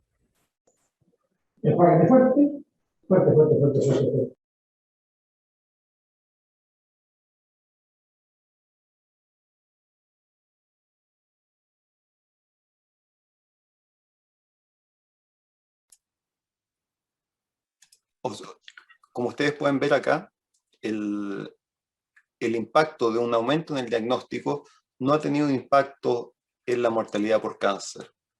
Esto quiere decir que el hecho de que tengamos sistemas más precisos no necesariamente va a redundar en un diagnóstico que cambie la decisión diagnóstica o después cambie la decisión de tratamiento o tenga finalmente un efecto en la sobrevida del paciente o tenga algún efecto a nivel de los costos de la sociedad. Así que hay algunos principales desafíos que se avecinan. En primer lugar, los profesionales de la medicina tienden a tomar decisiones utilizando datos obtenidos con tecnologías que entienden o comprenden. Y esta es una tecnología que todavía no se comprende muy bien. Por ejemplo, la inteligencia artificial es necesario que desarrolle algún nivel de explicabilidad y para que esto permita a los profesionales poder confiar en y poder explicar esta caja negra que en este momento está tomando algunas decisiones. En segundo lugar, con inteligencia aumentada, con esto me refiero a un término promovido a menudo por organizaciones como la Asociación Médica Americana, y aquí el asunto es el papel asistencial que tiene la inteligencia artificial dentro de la atención médica, haciendo hincapié en que el diseño de la inteligencia artificial podría mejorar la inteligencia humana en lugar de sustituirla. Por eso que un término similar que ustedes van a leer en la literatura es la inteligencia artificial centrada en el ser humano, o sea, algo que permita a nosotros, así como tenemos lentes que nos permiten ver mejor, tener estos sistemas que nos permitirían colaborar con el diagnóstico en vez de reemplazar al humano. En tercer lugar, el problema de la calidad y la cantidad de datos es crucial. Para estos computadores, estos algoritmos necesitan miles o millones de puntos de información para poder comenzar a funcionar. Y estos datos, desgraciadamente, no son necesariamente traspasables. O sea, si uno alimenta estos algoritmos con los datos obtenidos con una máquina, por ejemplo, con un equipo de rayos, quizás si después se le pide al sistema que evalúe una radiografía tomada con otro equipo de rayos, no sea muy preciso. A continuación, el problema de la privacidad, porque la inteligencia artificial médica necesita acceder a los historiales médicos, a los datos de los sensores de salud, algoritmos médicos, a cualquier fuente de información de la que pueda aprender. Y estos datos pueden proceder de instituciones sanitarias o de particulares, e incluso si estos datos son anonimizados, se ha demostrado que en muchos casos los perfiles individuales pueden ser rastreados y ubicados. Finalmente, a continuación, no está claro, dentro de las cuestiones legales y de responsabilidad, por ejemplo, ¿qué pasa si un algoritmo de aprendizaje profundo, de deep learning, se equivoca en un diagnóstico y el médico acepta el juicio y el paciente sufre las consecuencias? En este momento, los sistemas de inteligencia artificial médica son demasiado nuevos como para poder... no existe jurisprudencia al respecto. No existen demandas por negligencia médica por el uso de estos algoritmos, por lo que no está claro cómo los tribunales determinarán la responsabilidad y qué tipo de transparencia debe exigirse. Y finalmente, el problema de la inteligencia artificial sesgada. Por ejemplo, un sistema de inteligencia artificial mostró un excelente rendimiento en el diagnóstico de radiografías de un hospital específico, pero un mal rendimiento con radiografías de otro hospital. Y esto ocurrió porque se descubrió que el sistema había sido entrenado con las radiografías de un solo hospital y este hospital tenía pacientes y patologías que eran distintas a los pacientes y patologías del otro hospital. Y este sesgo también se puede crear por raza, sexo, entre otras cosas. Por este motivo, los conjuntos de datos con los que se entrenan estos algoritmos deben ser muy grandes, con una población representativa de los pacientes donde luego se van a aplicar estos algoritmos. Una reciente publicación también de Schwendike y su grupo en Alemania muestran que los algoritmos entrenados con radiografías de India y Alemania no sirven, no se pueden entrecruzar simplemente.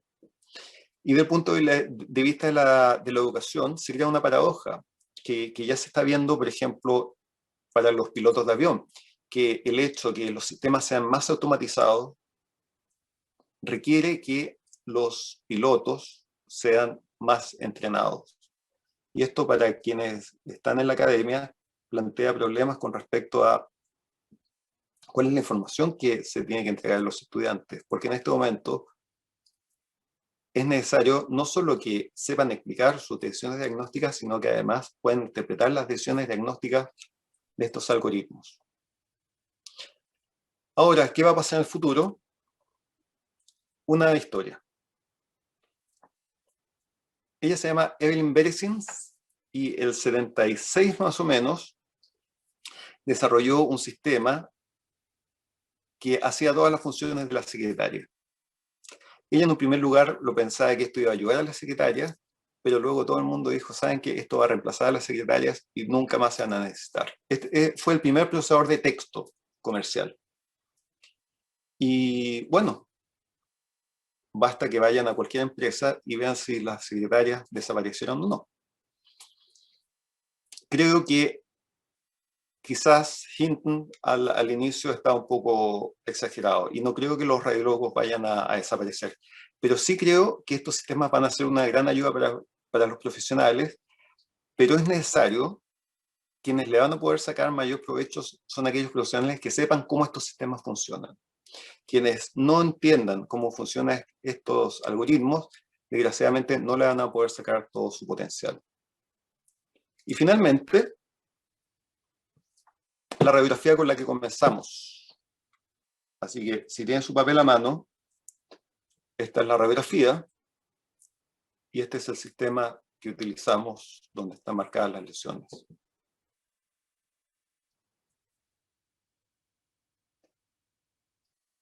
Les agradezco su tiempo. Estos son los 3 conceptos que vimos.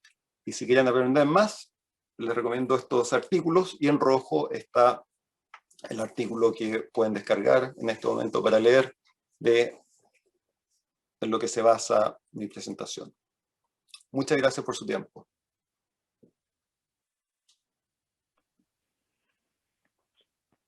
Gracias, profesor Uribe. De hecho, agradecemos su interesante conferencia y nos deja pensando en estos temas.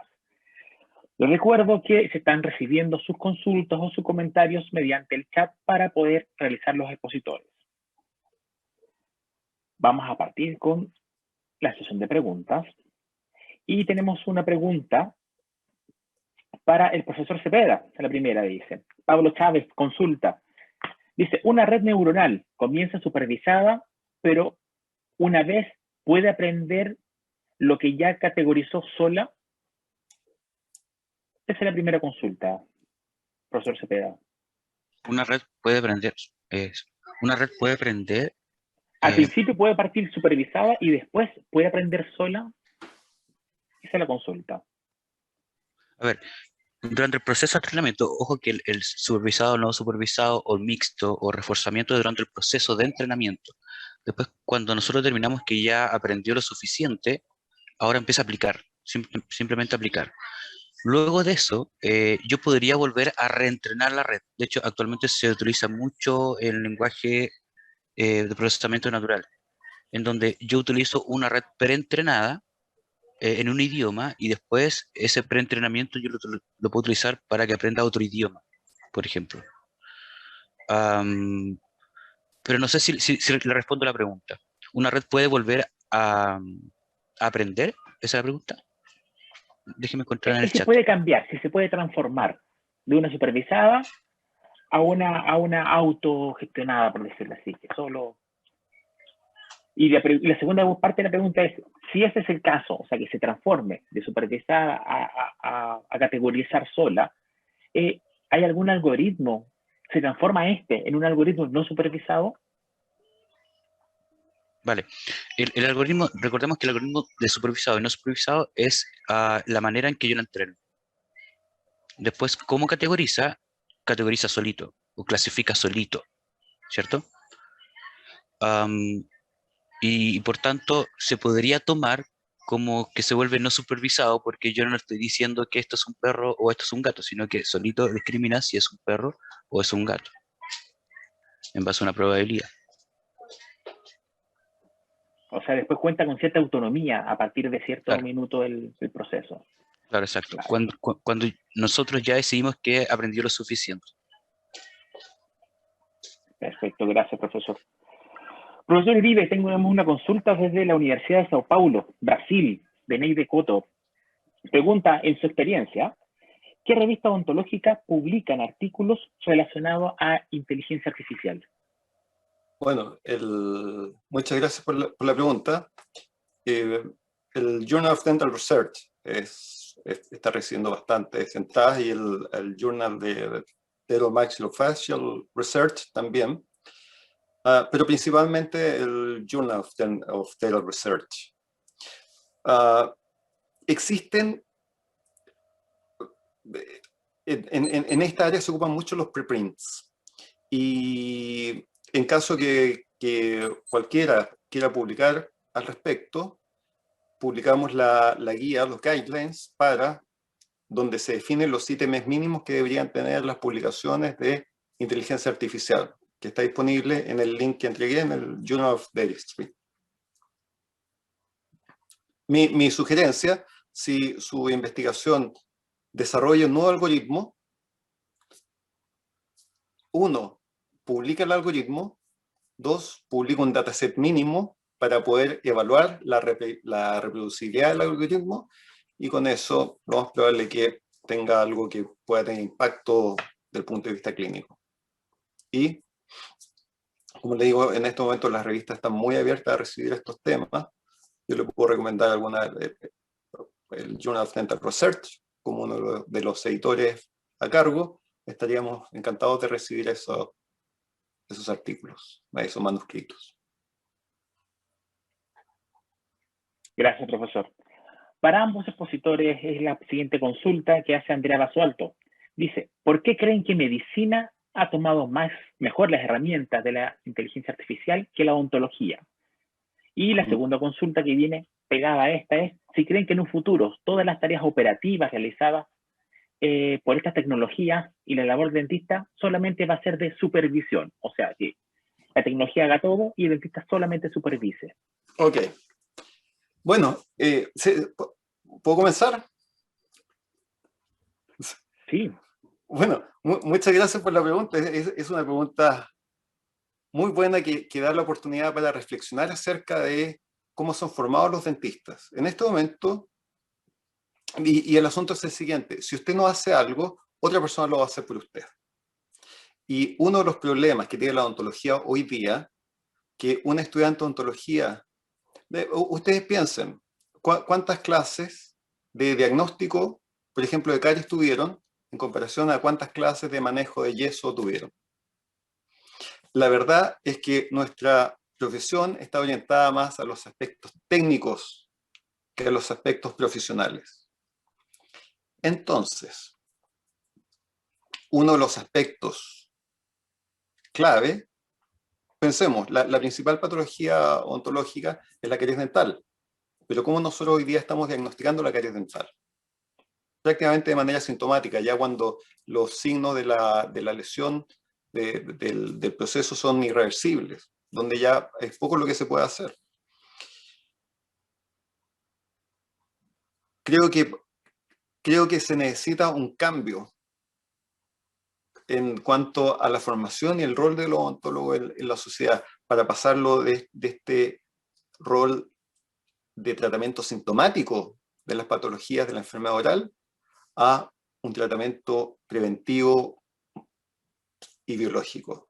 No puede ser que la discusión en este momento sea solamente cuál es el material restaurador, o que pasamos clases, semanas, discutiendo acerca de los sistemas adhesivos, cuando resulta que lo que ya se hace a esa etapa está muy, muy, muy lejos de donde realmente deberíamos haber intervenido. Discutir cuál es el mejor material de restauración para un diente, desde el punto de vista médico, es como discutir cuál es la mejor aleación para, por ejemplo, hacer una silla de ruedas para tratar a los pacientes con poliomielitis. En vez de eso, se desarrolló la vacuna. Por supuesto que en el caso de odontología, el desarrollo de vacunas, debido a las patologías de la cavidad oral, son patologías complejas, son patologías que están asociadas más a la conducta de las personas. Pero, por ejemplo, pensemos cuánto de psicología nosotros sabemos, cuánto nosotros salimos sabiendo acerca de qué motiva a un paciente a cepillarse o comer azúcar versus no. Pero sí sabemos mucho de yesos. Creo que eso tiene que cambiar. Si nosotros no lo hacemos, las máquinas lo van a hacer por nosotros. Pero el asunto, antes de empezar a utilizar inteligencia artificial, creo que es el momento de empezar a utilizar todo el potencial de la inteligencia humana. Pero para esto debemos orientarlo a lo realmente importante. Y lo realmente importante es el paciente y cómo mejoramos la salud antes de que estos procesos sean irreversibles. Profesor Cepeda, ¿algo que agregar? Complemento el último punto del profesor Sergio. De hecho, esto fue una charla que tuve cuando en un tema que hablábamos sobre la casa inteligente. En particular, hablábamos de hogares de ancianos, y surgió la idea en ese minuto de, si yo tengo la casa inteligente, puedo detectar, tengo camaritas y puedo ver lo que está haciendo un paciente, dónde está el paciente. Eventualmente hubo una celebración, y si el paciente, el punto llega, el paciente es diabético, y en una celebración de un cumpleaños, un abuelito va a comer torta sí o sí, entonces mandarle una alerta al celular que por favor no coma torta porque su nivel de glicemia quizás es muy alto, etcétera, etcétera. Pero también está la contraparte de que hasta qué nivel tú intervienes el paciente psicológicamente. Porque si tú le mandas un mensaje a ese abuelito, que hay un pastel en el refri, por favor no lo comas, adivina qué va a hacer el abuelito en la noche. Se va a ir a comer el pastel. Versus si no le hubiese llegado el mensaje, no se lo hubiera comido quizás. Entonces, eso es un tema. Es un tema hasta dónde la tecnología puede intervenir con tal que sea un beneficio y no todo lo contrario. Gracias, profesor. Profesor Cepeda, otra consulta directamente para usted. Dice, ¿qué sería una recompensa en la inteligencia artificial en el modelo de reforzamiento? Lanza María José González esa consulta. Difícil pregunta para responder en palabras y no con matemáticas, pero piensa que básicamente es un número positivo o negativo. Si el número entre más positivo sea, la recompensa va a ser positiva. Bien, vas bien, súper bien, sigue así. Si eventualmente el numerito es negativo, no, sabéis que no hay por ahí, probemos otra cosita. Así como he explicado súper, pero no, ahí tendría no creo que quieran ver ecuaciones, no creo. Gracias, profesor. Oiga, y profesor, y otra consulta también de Catalina Payá, que nos hace una duda que yo creo que tenemos muchos. Dice que al final de las plataformas digitales casi siempre aparece una pregunta, si es usted un robot. Y aparece una serie de imágenes que hay que identificar y clasificar. ¿A qué va esto? ¿Qué significa? Y realmente, ¿qué se expone con esta identificación? A ver, la idea es saber si detrás de la pantalla hay una persona o no. O no hay un bot tratando de hacer, usualmente por protección, hacer un mal, quizás sobresaturar el servidor o hacer caer la página, lo que sea. Y yo creo que todos hemos estado ahí. Todos estamos en la imagen, no sé, selecciona la imagen donde hay un puente. Y siempre te queda un cachito, una esquinita de ese puente, pequeñito en una imagen, y tú no sabes si hacerle clic o no, o seleccionar o no, porque a la larga vas a fallar. Tienen una pequeña porción del puente, pero es insignificativa, lo mismo con los pasos de cebra, junto con las quintas. Bueno, inicialmente, esos métodos, y de hecho creo que le respondo a la pregunta anterior.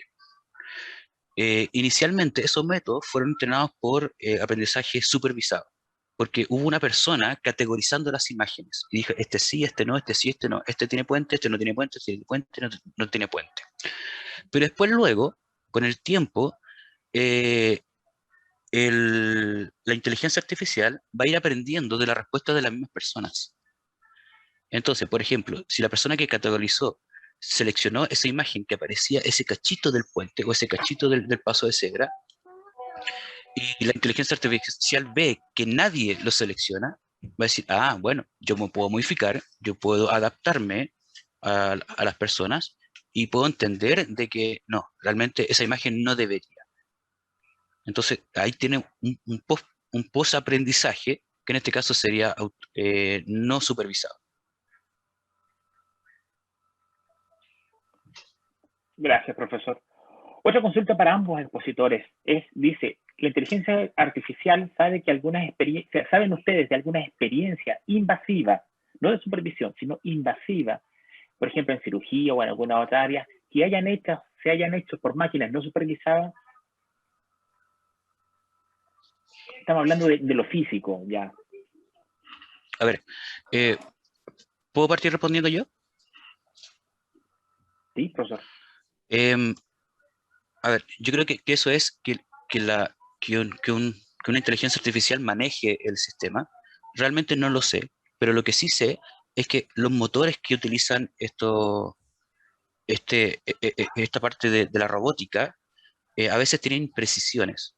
O sea, cuando echan a andar el motor, quizás el elemento se mueve muy rápido inicialmente, pero después se mueve lentito. Hay inteligencia artificial en cómo modelar el movimiento para que sea suave, para que comience suave. O sea, no es la inteligencia artificial la que realiza la operación, pero sí hay ayuda de la inteligencia artificial para poder mover muy suavemente el elemento, pero debajo de la robótica, detrás de la robótica.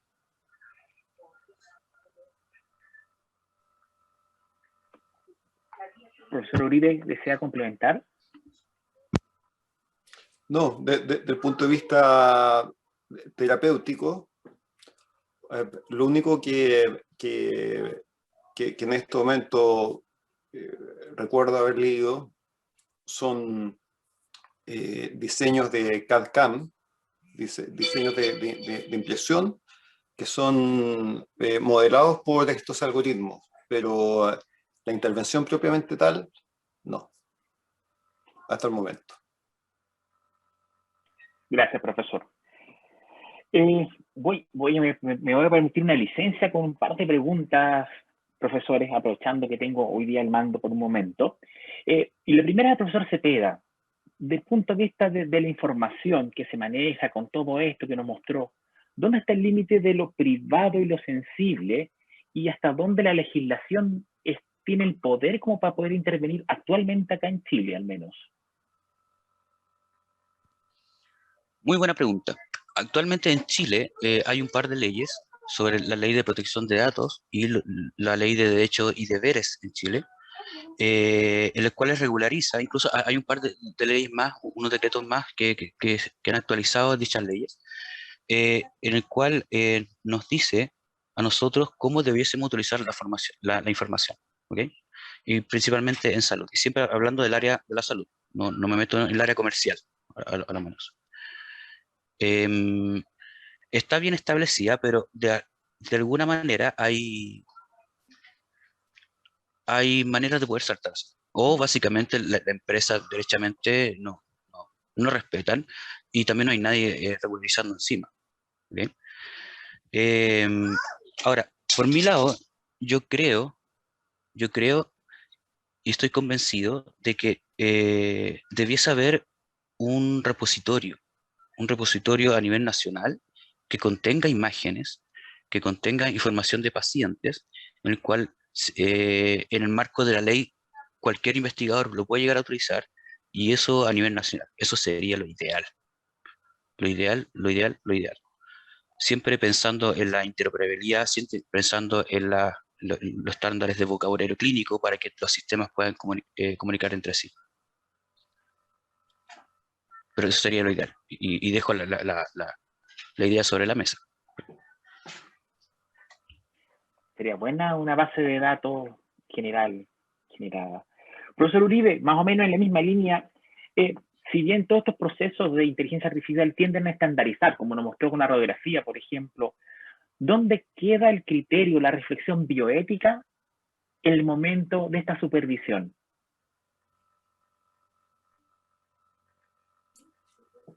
A ver, me gustaría complementar la pregunta anterior acerca de la privacidad de los datos con los que se entrenan estos sistemas. Hoy día existen sistemas antiguamente uno tenía que alimentar estos algoritmos con los datos, por ejemplo, que un hospital entregaba una base de datos, pero hoy día existe bases de datos que se denominan federadas, donde es el algoritmo el que va adentro de la institución a aprender de estos datos, sin tener que compartir los datos. Así, por ejemplo, 5 hospitales, cada uno puede entrenar las máquinas, puede entrenar estos algoritmos sin tener que compartir esta información. Así que existen maneras en que se puede resguardar la privacidad de los datos con el hecho de tener que entrenar estos algoritmos. Y con respecto a la pregunta de, si bien entiendo, el problema es cómo entrenamos estos algoritmos si todavía nosotros nos ponemos de acuerdo con respecto al diagnóstico. ¿Entendí bien o no? Más que todo, profesor, va al proceso bioético, por ejemplo, la relación clínico-paciente, esa narrativa, porque tiende a estandarizar todos los procesos. Sí. Las bocas, los dientes van a ser todos iguales, pero el concepto del paciente que está atrás, quizás no. Sí. Es una buena pregunta y la verdad es que no tenemos la respuesta. Nosotros en este momento estamos llevando a cabo unas investigaciones y uno de los aspectos que involucra es justamente cuál es el impacto en la relación médico-paciente.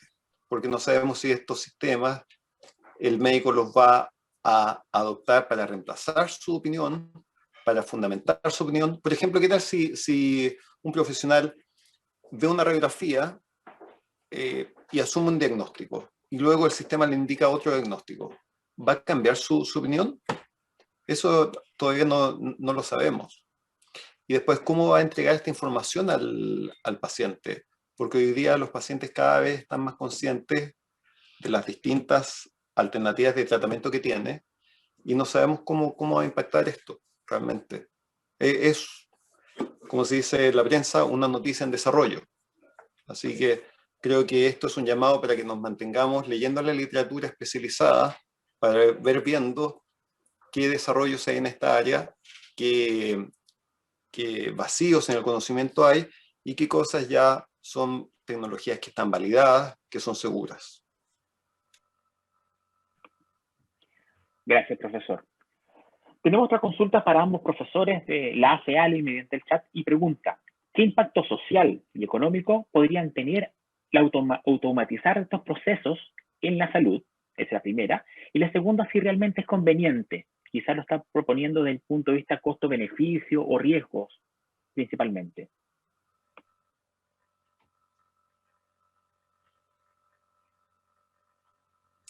Sí. Bueno, en una de las radiografías que mostré se veía el impacto que tenía, que desde el punto de vista costo-beneficio, por ejemplo, aplicar estos sistemas de diagnóstico automático, de diagnóstico por inteligencia artificial para la detección de caries dental, resulta en un menor costo y un mayor beneficio. Menor costo porque hay menos costo, porque hay menos intervenciones, y mayor beneficio, los pacientes retienen los dientes por más tiempo. Y con respecto al impacto social, hay que pensar lo siguiente. Y dejen mostrar una radiografía, una fotografía, perdón, un slide que tengo con respecto de cuál es el problema que hay con respecto a el diagnóstico. Y no lo encuentro ahora, pero créanme lo siguiente. Hay países africanos, países completos, que tienen menos radiólogos que un hospital de Estados Unidos. En toda África hay menos radiólogos que en todos los hospitales de Boston. Entonces, hay gente que no tiene acceso por una cosa de limitación humana. Si esto permite llegar a esa gente, creo que va a tener un impacto benéfico, definitivamente. Porque de una u otra manera, lo que esto permite es que esta tecnología se pueda masificar. Pero el problema es que se masifica los diagnósticos que ya están considerados. Me explico. Si tenemos un buen grupo un grupo de radiólogos que está diagnosticando apropiadamente un set de radiografías, con los que se entrena un sistema, cuando este sistema se aplique a una población mayor, va a tener un resultado positivo. Pero si estos sistemas se entrenan con algún sesgo o se entrenan con algún error, estos sistemas tienen el potencial de magnificar ese error.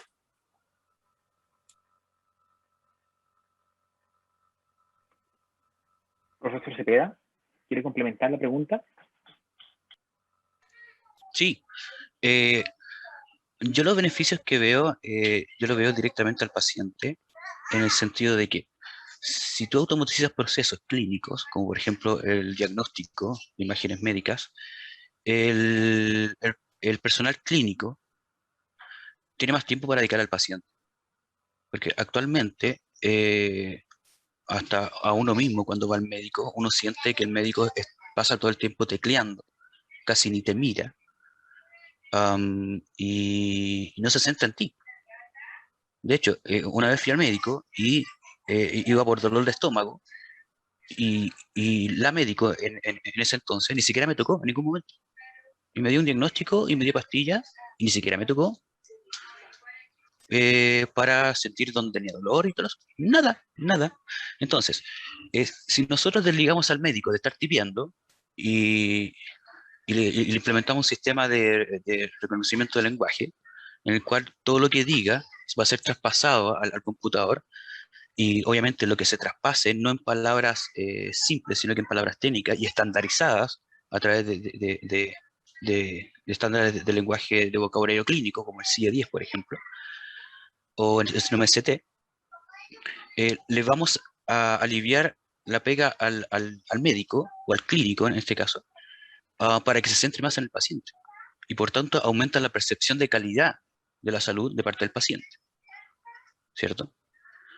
Yo siempre trato, cuando toco estos temas, de transmitir a los clínicos, ustedes son la parte clínica, ¿cierto? Y los que están estudiando también, de por favor, o sea, que si tú te estás demorando menos en centrarte en la parte tecnológica, de estar tipeando, de estar diagnosticando, bueno, la otra parte, céntrate en el paciente, y en el caso de que no sea necesario, no atiendas más rápido. Porque lo que sucede es que, claro, yo no puedo atender a 7, puedo atender a 10 ahora, en el mismo tiempo que atendía a 7. Pero la percepción de calidad de parte del paciente, del usuario, va a ser la misma. Entonces, tratemos de, de siempre pensar en el paciente, siempre dedicarle el tiempo a él. En el caso de ustedes, no están asociados a un computador como un médico general, por ejemplo, pero sí sería bueno, por ejemplo, tener un sistema de reconocimiento de voz en el cual ustedes vayan dictando y el computador va agregando toda la información al historial clínico del paciente. Para usted sería bueno, como por ejemplo, en base a ese ejemplo.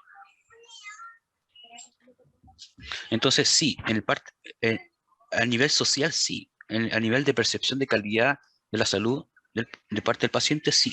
A nivel económico, sí, porque también se pueden ahorrar costos.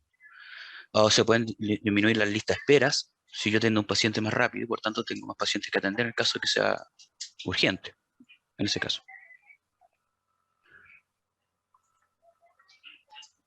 Gracias, profesor. Hay múltiples palabras y mensajes de felicitación a ambos expositores, principalmente de Janet desde Perú, por ejemplo, el profesor Vicente Arangui, dice bravo, Anderson Ferrugen y Vinicius Pedrazzi también desde Brasil, felicita a ambos expositores. ¿Ya?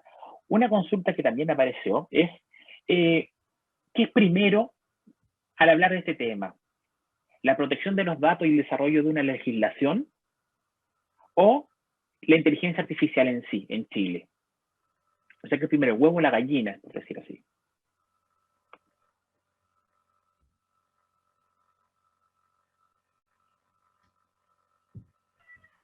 Bueno, en Chile ya hay un borrador para el desarrollo de la inteligencia artificial, que está a cargo del Ministerio de la Ciencia. Y en Europa hay dos guías, una que salió hace un poco tiempo atrás, que era la guía del desarrollo de los guidelines para inteligencia artificial ética, y hace una semana atrás apareció las normas europeas para la regulación del uso de la inteligencia artificial, donde, por ejemplo, se limita el uso de sistemas de inteligencia artificial se identifican áreas críticas. Y una de las áreas críticas es, por ejemplo, los sistemas de inteligencia artificial de detección facial. Y esos están en este momento, no se pueden desarrollar. Y si se ocupan para casos muy específicos. Pero los sistemas de identificación facial en tiempo real, según las normas, según la guía de desarrollo de sistema de inteligencia artificial en Europa, no es posible. Lo mismo también con los sistemas médicos, y es algo que va más allá de lo que se puede hacer desde el punto de vista científico, sino que la sociedad se tiene que poner de acuerdo con respecto a qué va a permitir, qué no va a permitir, cuál va a ser el límite que van a colocar.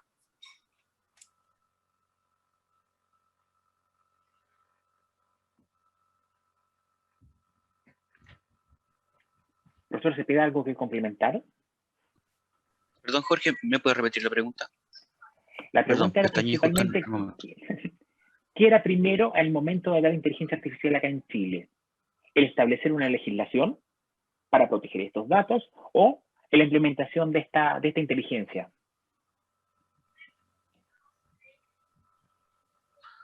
Según mi parecer, como biomédico, los datos, la protección de datos. Para mí lo primero. Después se viene el desarrollo de tecnologías. Pero eso del punto de vista según mi perfil. Un investigador, netamente investigador, te va a decir, no, mejor desarrollemos cositas para que los sistemas avancen. Sí, pero mi parecer, según mi perfil como ingeniero civil biomédico, sería la protección de datos. Es lo primordial. Gracias, profesor. Vuelvo a repetir, hay varias preguntas, unas muy similares a las que ya hemos realizado y ya hemos visto. Hay mucha preocupación por la parte ética y por la parte de